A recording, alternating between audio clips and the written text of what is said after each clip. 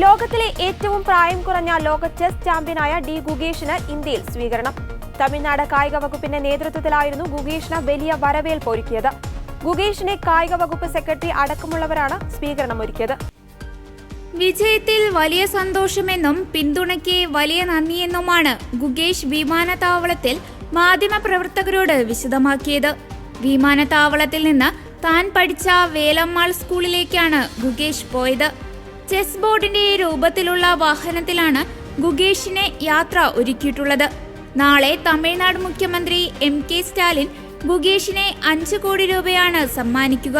സിംഗപ്പൂരിൽ നടന്ന ലോക ചെസ് ചാമ്പ്യൻഷിപ്പിൽ ക്ലാസിക്കൽ ഫോർമാറ്റിലെ അവസാന മത്സരത്തിൽ ഗുഗേഷ് വിജയ കിരീടം ചൂടി.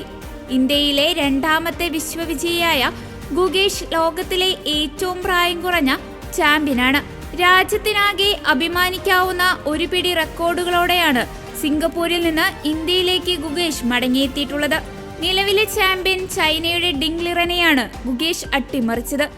സമനിലയാകുമെന്ന് ഉറപ്പായ മത്സരത്തിൽ അതിശയകരമായ നോക്കൌട്ട് പഞ്ച് ഇറക്കിയാണ് ഗുഗേഷ് ലോക ചാമ്പ്യനാകുന്ന 2ാമത്തെ ഇന്ത്യക്കാരനായി മാറിയത്.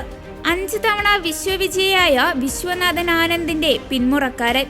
ഗുഗേഷിന്റെ ബാല്യകാല സ്വപ്നം കൂടിയാണ് അതിവേഗം സാക്ഷാത്കാരത്തിലെത്തിയിരിക്കുന്നത്.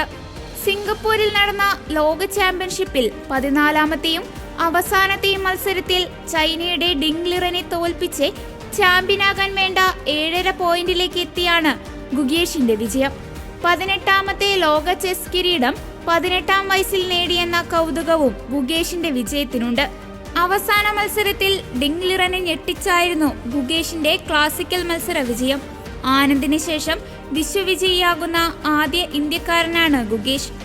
വേരുകൾ ആന്ധ്രാപ്രദേശിലാണെങ്കിലും ഇന്ത്യൻ ചെസ് ഇതിഹാസം വിശ്വനാഥൻ ആനന്ദിന്റെ നാടായ ചെന്നൈയിൽ നിന്ന് തന്നെയാണ് ഗുഗേഷിന്റെയും വരവ്.